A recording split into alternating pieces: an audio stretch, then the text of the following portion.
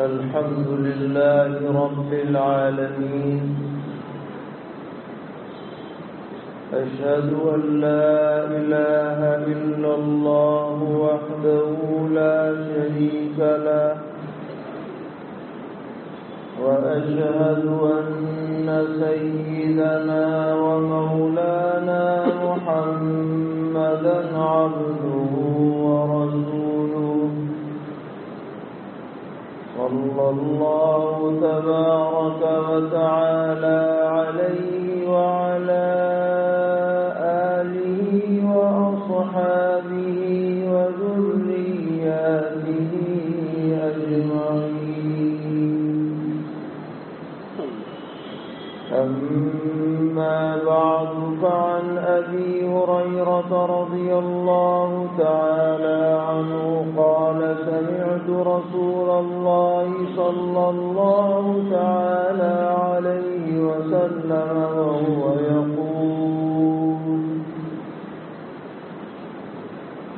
الدنيا كلها ملعونة، ملعون ما فيها إلا ذكر الله وما والاه، وعالما أو متعلما، أو كما قال عليه الصلاة والسلام. معزز علماء کرام، صوبہ تمل ناڈو کے مختلف اضلاع سے تشریف لانے والے جمعیت علماء کے ذمہ داران اور اراکین اور معزز حاضرین، بزرگوں اور بھائیوں، جیسا کہ اشتہار اور دعوت نامے سے آپ کو اس بات کی خبر دی گئی ہے کہ آج کی اس مجلس کا موضوع ہے کہ دینی تعلیم وقت کی اہم ضرورت.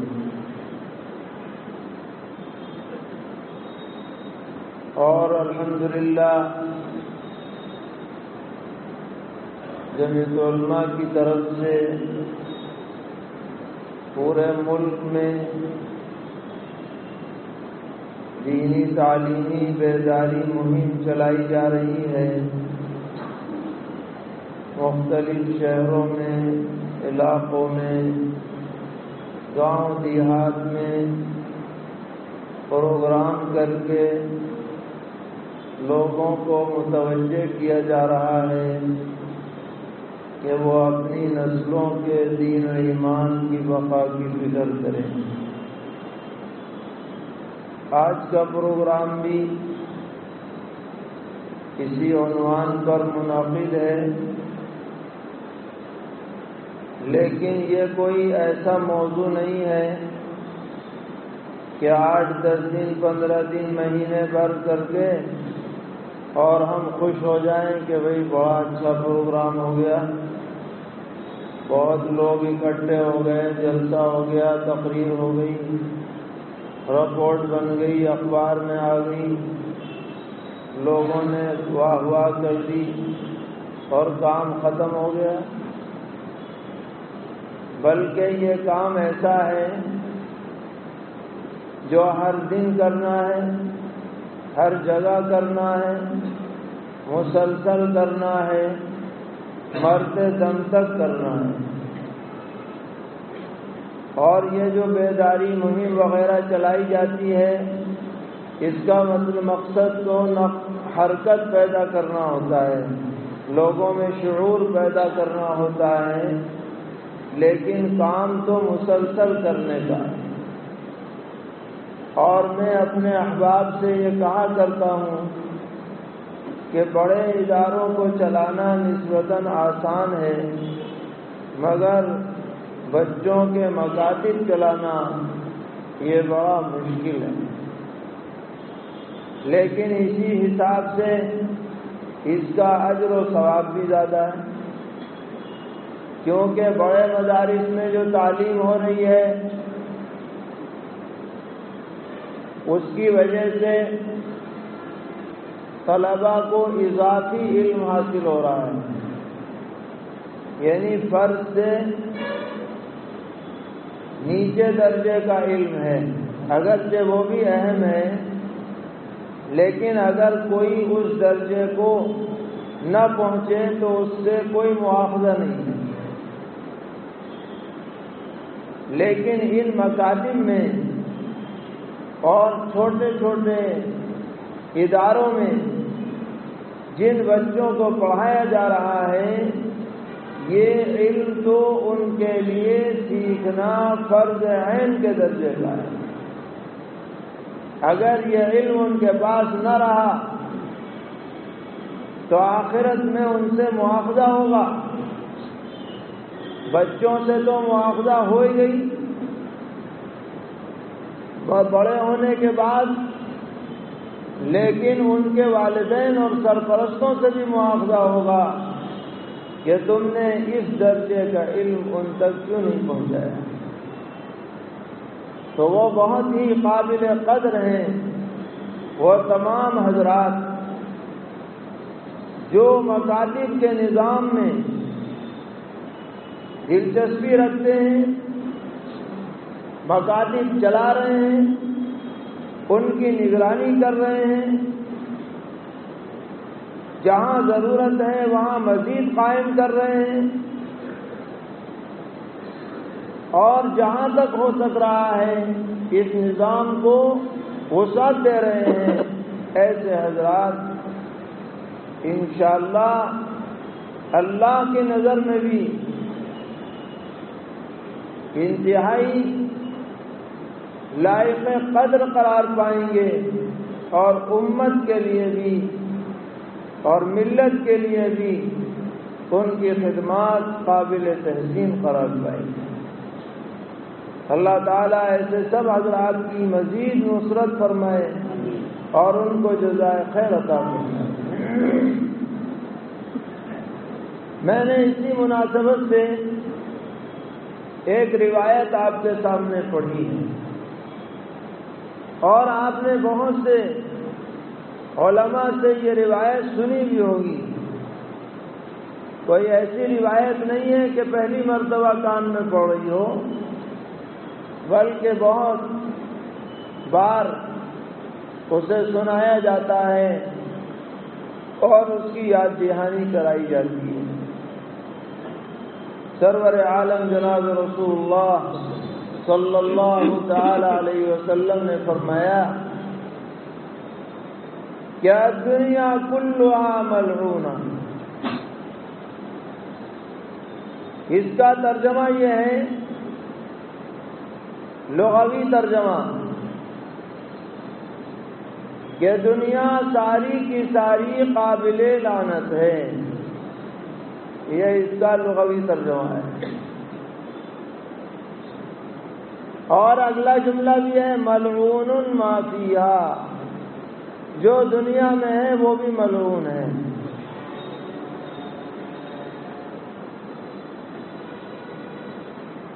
اب ذہن میں ایک اشکال پیدا ہوتا ہے کہ یہ بات تو کچھ سمجھ میں نہیں آ رہی کہ ساری دنیا کیا قرار دے دی جائے ملعون، ساری دنیا پہ پھٹکار بھیج دی جائے، ساری دنیا اللہ کی رحمت سے دور ہو جائے۔ تو اللہ تعالی شارحین حدیث کو جزائے خیر عطا فرمائیں، انہوں نے اس جملے کا صحیح ترجمہ پیش کیا۔ فرمایا کہ دنیا سے مراد اس حدیث میں ہر وہ چیز ہے، غور فرمائیے گا، ہر وہ مشغلہ ہے، ہر وہ مصروفیت ہے جو آدمی کو یاد خدا سے غافل کر دے، جو آدمی کو یاد خدا سے غافل کر دے، وہ دنیا ہے جسے ملعون قرار دیا جا رہا ہے۔ اس سے نفس دنیا جو ہمیں نظر آ رہی ہے یہ نہیں مراد،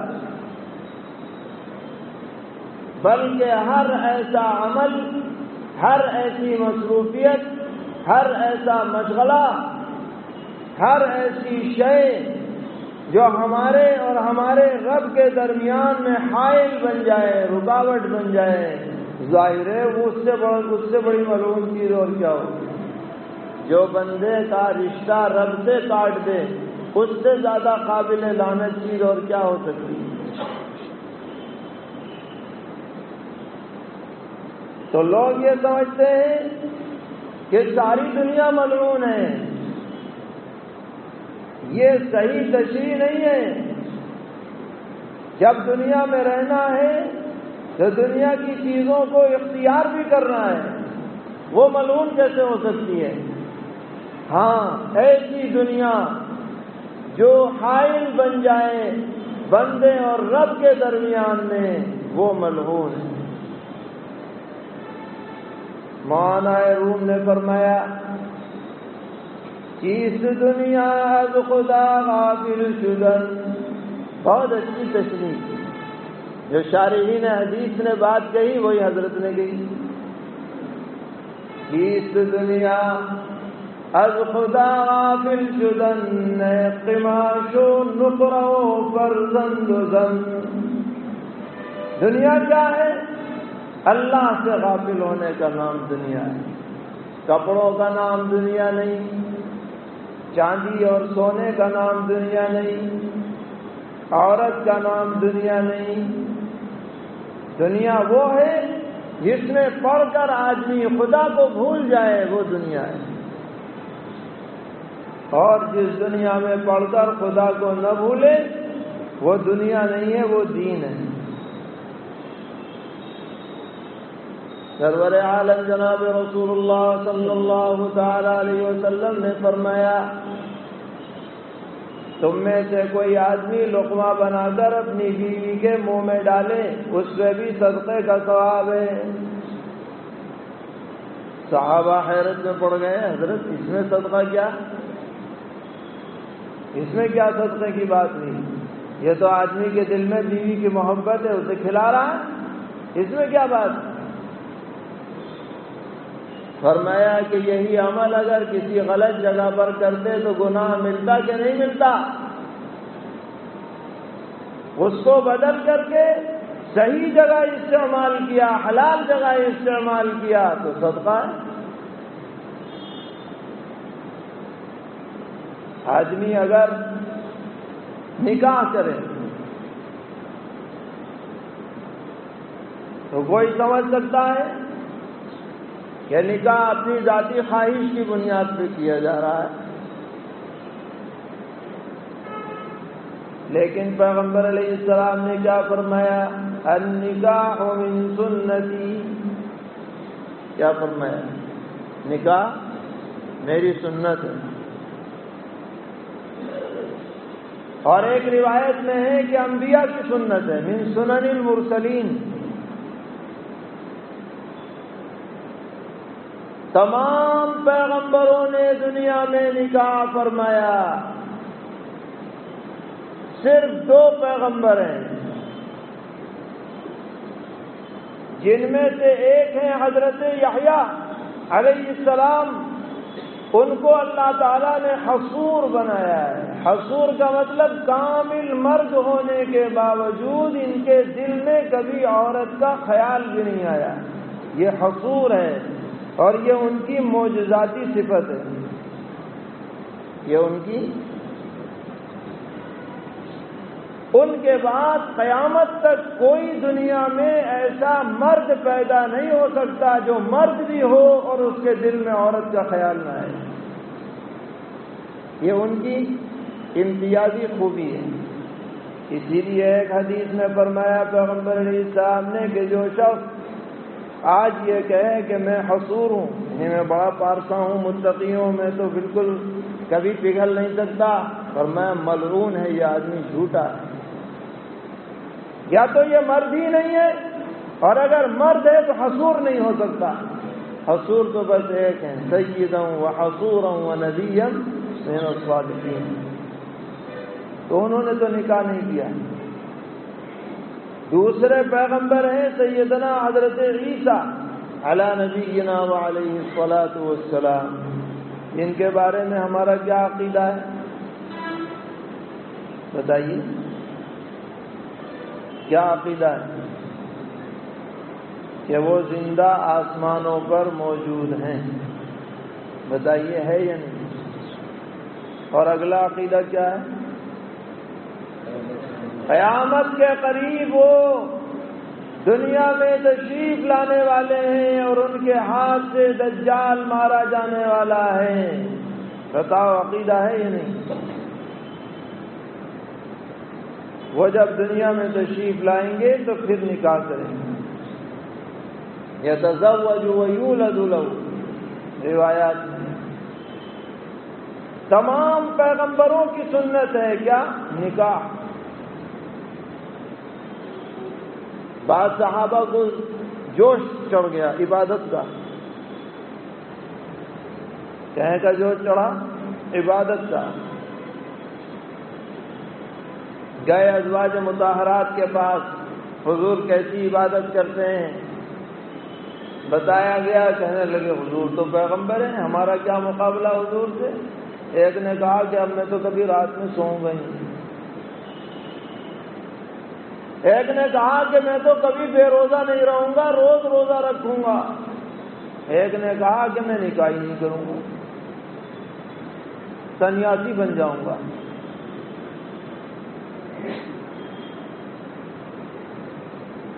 ازواج مطہرات نے سن لی یہ باتیں، پیغمبر علیہ السلام تشریف لائے، رپورٹ دی گئی، کچھ لوگ آئے تھے اور یوں کر کے گئے۔ حضرت کو بڑی ناگواری ہوئی اور آپ نے منبر کے قریب لوگوں کو جمع کیا اور فرمایا کیا باتیں کرتے ہو؟ مجھ سے بڑا اللہ سے ڈرنے والا اور مجھ سے بڑا اللہ کا متقی کوئی نہیں ہو سکتا، اور میں سوتا بھی ہوں، میں جاگتا بھی ہوں، اور میں روزہ بھی رکھتا ہوں، میں روزہ نہیں بھی رکھتا ہوں، اور میں بیوی کے پاس جاتا بھی ہوں اور نہیں بھی جاتا ہوں۔ یہ کیا طریقہ ہے کہ یک سائڈ ہو جاؤ؟ یہ کوئی دین نہیں ہے کہ دنیا کو بالکل بالائے طاق رکھ دو۔ ہمارا دین کیا کہتا ہے؟ دنیا کو دین بنا دو، دنیا دنیا نہ رہے بلکہ دنیا کیا بن جائے؟ دنیا کو چھوڑنے کا نام دین نہیں ہے، دنیا کے رخ کو بدل دینے کا نام دین ہے۔ یہی فرق ہے ہمارے مذہب میں اور دیگر مذاہب میں۔ انہوں نے دین کیا سمجھا کہ بھائی سب چھوڑ چھاڑ کے الگ چلے جاؤ، کٹیا میں چلے جاؤ، آشرم میں چلے جاؤ، لذتیں چھوڑ دو، خواہشات چھوڑ دو۔ چھوڑتی چھوڑاتی کچھ ہے نہیں، سب دکھاوا ہوتا ہے۔ فطرت کے خلاف چلو گے، چند قدم چل کے بھٹک جاؤ گے۔ اسلام دین فطرت، دنیا کو صحیح رخ دینے کا نام اسلام۔ دنیا جب معارض بنے گی بندے اور رب کے درمیان تو وہ ملعون ہو جائے گی، اور دنیا جب معاون بنے گی بندے اور رب کے درمیان تو دنیا مقصود ہو جائے گی۔ پیغمبر علیہ السلام نے ایک حدیث میں تاجروں کو بشارت سنائی۔ تاجر دکان پہ بیٹھنے والا، صبح سے لے کے شام تک ہر وقت کاروبار کرتا ہے۔ فرمایا کہ جو آدمی اس نیت سے حلال کمائی کرے تاکہ اپنے گھر والوں کی ضرورت پوری کر سکے اور اپنے رشتہ داروں کا تعاون کر سکے، اور لوگوں کے سامنے اپنا سوال کرنے سے اپنے کو بچا سکے۔ یہ 3 نیت ہیں، گھر والوں کی خبر گیری، رشتہ داروں کی مدد، بھیک مانگنے سے اپنے کو بچانا۔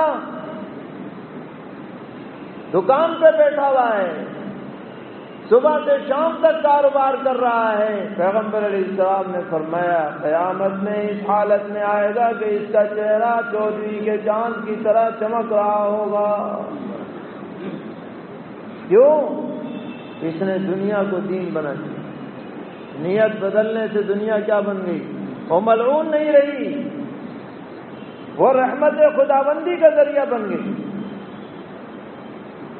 فرمایا التاجر الصدوق الامین مع النبیین والصدیقین والشہداء والصالحین یوم القیامہ۔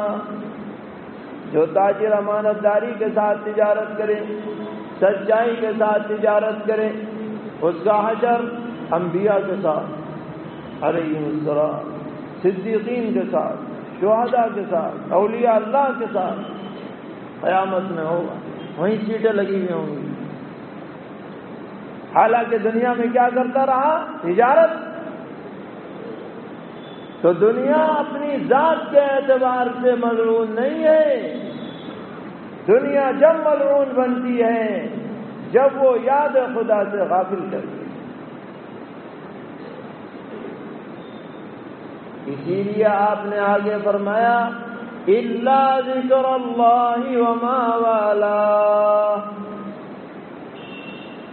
دنیا ساری کی ساری ملعون ہے، مگر جب اللہ کی یاد برقرار رہے اور اللہ کی محبت کے تقاضوں پر عمل ہوتا رہے تب یہ دنیا ملعون نہیں۔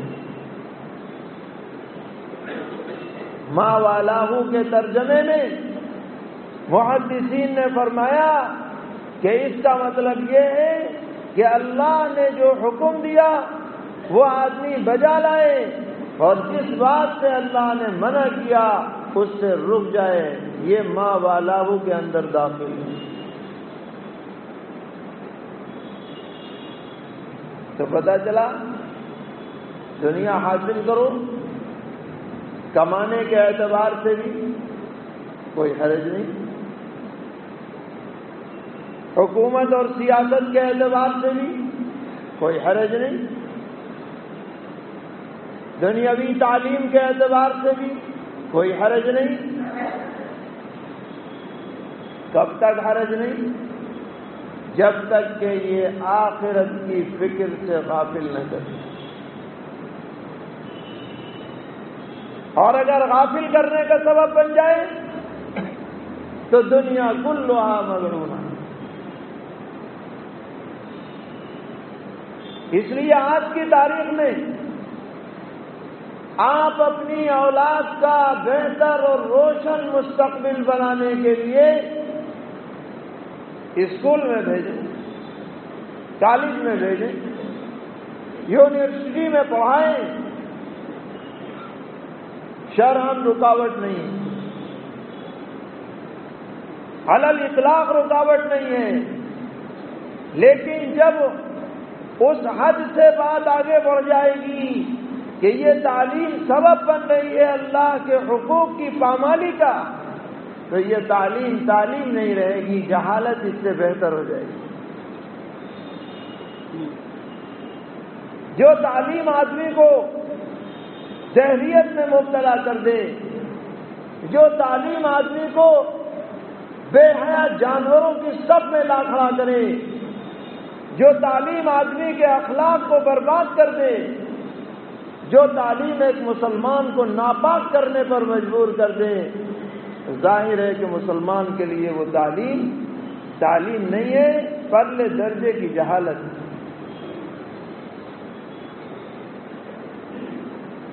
تو آپ کا جی چاہتا ہے پڑھائیے، لیکن اس کا پہلے ذہن بنائیے کہ تم اللہ کے بندے ہو، تم اللہ کے رسول کے امتی ہو، اسے تم ضرور یاد رکھو۔ تم کہیں بھی رہو تمہارے دل میں اللہ کا خوف ہونا چاہیے. تم کسی بھی میدان میں رہو تمہیں یہ احساس ہونا چاہیے کہ ہمیں اللہ تعالیٰ نے دنیا میں پابند بنا کے بھیجا ہے، مادر پدر آزاد بنا کے نہیں بھیجا. یہ آزادی تو جانوروں کو حاصل ہے.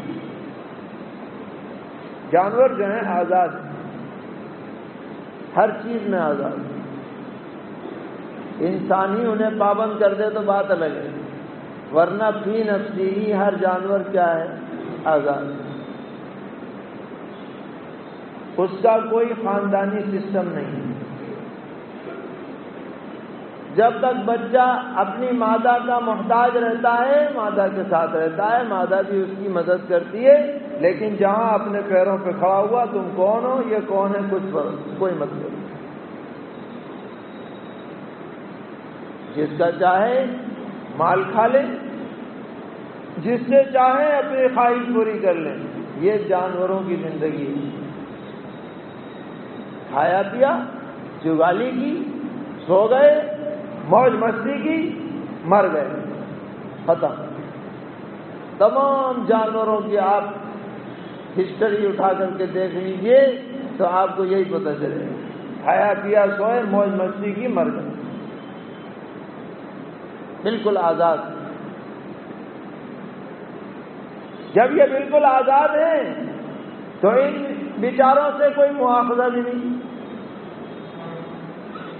ان بیچاروں سے آپس میں کوئی ظلم کیا ہو، قیامت میں انہیں زندہ کر کے اس سے اس کو مروا دیا جائے گا، اس سے اس کو مروا دیا جائے گا، قصہ ختم. اور پھر کہہ دیا جائے گا کونو ترابا، مٹی بن جاؤ، قصہ ختم. نہ جنت نہ جہنم.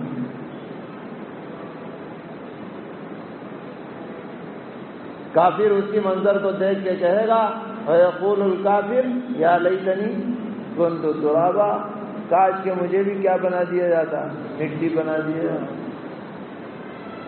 آزاد پیدا ہوئے، آزاد مر گئے، قیامت میں مٹی میں مل گئے. چھٹی. نہ اچھا انجام نہ برا انجام. مگر انسان آزاد نہیں ہے. انسان آزاد نہیں ہے، یاد رکھیے. اپنے اعتبار سے آزاد ہو سکتا ہے، اللہ کی نظر میں یہ آزاد نہیں. اللہ کی نظر میں آزاد نہیں ہے. پکا معاہدہ کر کے آیا ہوا ہے، پکا معاہدہ کر کے آیا ہوا ہے عالم ارواح میں. جب تمام ارواح سے اللہ تعالیٰ نے خطاب فرمایا تھا الستُ بربکم، کیا میں تمہارا رب نہیں ہوں؟ یہ جملہ خالی اس کے لیے تھوڑی ہے کہ تم مان لو کہ میں رب ہوں، میں رب ہوں. نہیں، رب کے ماننے کا مطلب یہ ہے کہ میرا حکم تمہارے لیے واجب التعمیل ہے. الست بربکم کا مطلب یہ ہے.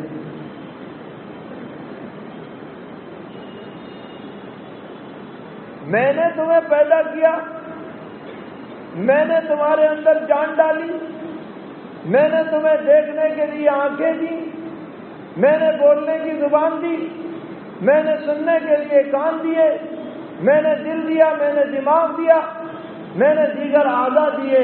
تو تم دوسروں کی کیسے مان لو گے میرے مقابلے میں؟ دینے والا تو میں ہوں.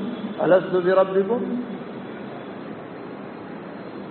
تو تمام ارواح نے بیک زبان کیا کہا؟ قالوا بلا. جو اس دنیا میں آ کر مسلمان کے گھر پیدا ہوئے وہ بھی وہاں بلا کہہ کے آئے ہوئے ہیں، اور جو اس دنیا میں آ کر غیروں کے گھر میں پیدا ہوئے وہ بھی بلا کہہ کے آئے ہوئے. گویا سب کے سب معاہدے کے پابند ہیں. اس کو کہتے ہیں عہد الست. کیا کہتے ہیں؟ اب جو آدمی اس معاہدے کی ذمہ داریوں کو پورا کر کے زندگی گزارے گا، وہ تو ہے کامیاب، اور جو اس معاہدے کی ناقدری کرے گا، پامالی کرے گا، وہ ہے ناکام۔ تو آپ زندگی کے کسی بھی شعبے سے وابستہ ہوں، آپ کو یہ عہد ضرور یاد رکھنا ہے۔ آپ تاجر ہوں، آپ ڈاکٹر ہوں، آپ انجینئر ہوں، آپ اور کوئی ڈگری ہولڈر ہوں، لیکن ان سب سے پہلے آپ اللہ کے بندے ہیں۔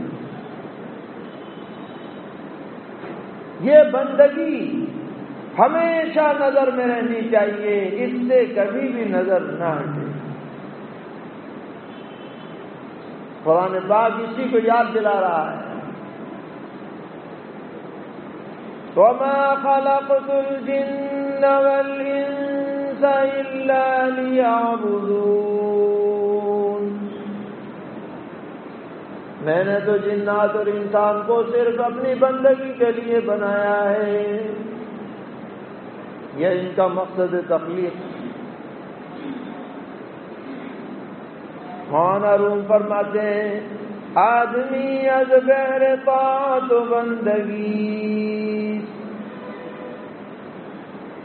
آدمی از بہر طاعت و بندگی، بے عبادت زندگی شرمندگی۔ آدمی تو پیدا ہی کیا گیا اطاعت و عبادت کے لیے، اور اگر عبادت کے بغیر زندگی گزارے گا تو کل شرمندگی کا سامنا کرنا پڑے گا۔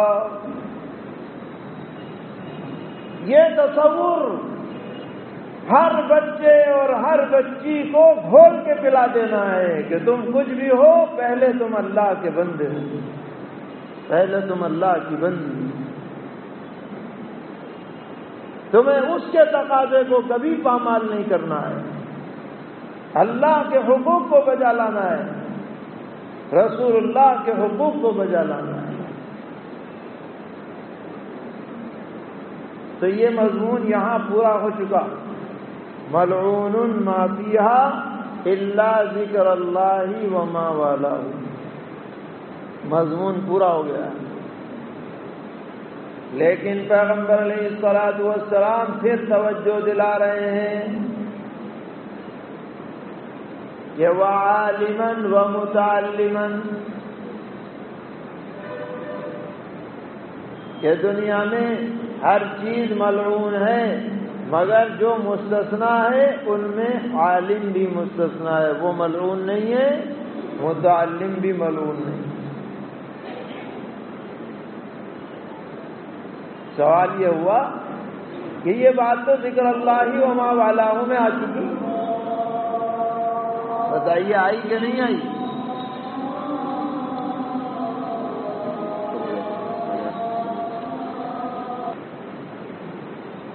تو میں عرض یہ کر رہا تھا کہ کسی کے ذہن میں یہ بات آ سکتی ہے کہ ذکر اللہ وما والہ میں بات پوری ہو چکی، پھر عالم اور متعلم کا ذکر کیوں کیا؟ تو پیغمبر علیہ الصلوۃ والسلام کی کوئی بھی بات مصلحت اور حکمت کے خلاف نہیں ہوتی۔ آپ نے صراحتاً عالم اور متعلم کا ذکر اس لیے کیا کہ دنیا کی لعنت کو دور کرنے کے لیے امت کے اندر تعلیم و تعلم کا سلسلہ جاری رہنا ضروری ہے، کیونکہ ذکر اللہ بھی صحیح جگہ ہوگا جب علم کی روشنی میں کیا جائے۔ اگر علم کی روشنی کے بغیر ذکر اللہ ہوگا تو وہ بھی ہو سکتا ہے کہ موجب وبال بن جائے۔ سیدنا حضرت عبداللہ ابن مسعود رضی اللہ تعالی عنہ مسجد نبوی میں تشریف لائے، وہاں دیکھا کہ ایک صاحب ہیں انہوں نے مجلس لگا رکھی ہے اور وہ کہہ رہے ہیں کہو لا الہ الا اللہ، وہ سب ایک ساتھ لا الہ الا اللہ، کہو سبحان اللہ، وہ سب ایک ساتھ سبحان اللہ۔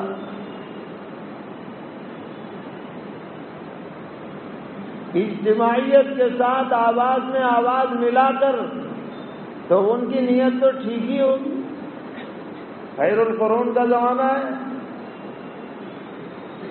عبداللہ ابن مسعود رضی اللہ تعالی عنہ نے فرمایا نکالو اسے مسجد سے، بدعتی کون آ گیا یہاں سے، نکالو اسے۔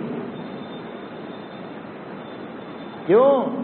یہ طریقہ اس انداز میں پیغمبر علیہ السلام سے ثابت نہیں۔ یہ نیا ایک جماوڑا پیدا ہو جائے گا اور پھر اس میں نہ جانے کیا کیا چیزیں نکل آئیں، جڑ ختم کرو۔ تو جب تک علم صحیح کی روشنی نہیں ہوگی کوئی بھی تحریک صحیح راستے پر قائم رہ ہی نہیں سکتی۔ اس لیے آپ نے الگ سے ذکر کیا لعنت کو ختم کرنے کا ذریعہ تعلیم اور تعلم ہے۔ عالم بھی ہونے چاہیے، معلم بھی ہونے چاہیے، متعلم بھی ہونے چاہیے۔ گویا آپ نے جو طریقہ تعلیم و تعلم کا جس زمانے میں اپنایا جائے اس سب کی آپ نے تائید کر دی ہے ایک جملہ کہہ کر کے، وعالماً و متعلم۔ لہذا ہمیں اپنے معاشرے میں دینی مدارس کو زندہ رکھنا ہے۔ عالماً متعلماً وہیں تو پائے جائیں۔ ایسے مدارس بھی ہونے چاہیے جہاں مکمل تعلیم ہو، ابتدا سے لے کے آخر تک، وہ کم سے کم فرض کفایہ کے درجے کی۔ اور ایسے ادارے بھی ہونے چاہیے جہاں بچوں کو بنیادی فرض تعلیم دینے کا اہتمام اور انتظام، ان کو ہم مکتب کہتے ہیں۔ اور ان اداروں کی بقا یہ سبب بنے گی ہماری مسجدوں کے آباد رہنے۔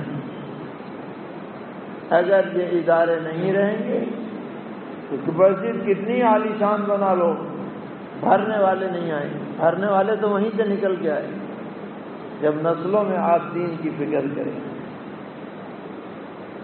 تو ہم سب یہ ارادہ کر لیں اس مجلس سے انشاءاللہ کہ مکتب کی تحریک کو گھر گھر پہنچانا ہے، اور جو چھوٹی موٹی آبادیاں ہمارے اطراف میں ہیں ان کا بھی ہمیں جائزہ لینا ہے۔ باقاعدہ ایک اس کی پارٹی بنا دی گئی ہے، انشاءاللہ وہ حضرات آپ کے پاس آئیں گے۔ سروے کا ایک فارم بھی تیار کیا گیا ہے، وہ آپ بھریے تاکہ اندازہ لگے محلوں میں بستیوں میں کیا پوزیشن ہے، کیا تناسب ہے۔ اور یہ ہم ارادہ کریں کہ ہم بچوں کو کچھ بھی پڑھائیں لیکن دین ضرور پڑھائیں جس سے ان کا ایمان سلامت رہے۔ آپ حضرات نے بہت وقت دیا اور مختلف علاقوں سے تشریف لائے، ہم بہت مشکور ہیں۔ اللہ تعالی ہم سب کو دین کی خدمت میں لگے رہنے کی توفیق عطا فرمائے اور نسلوں کے دین و ایمان کی بقا کے فیصلے فرمائے۔ وآخر دعوانا الحمد للہ رب العالمین۔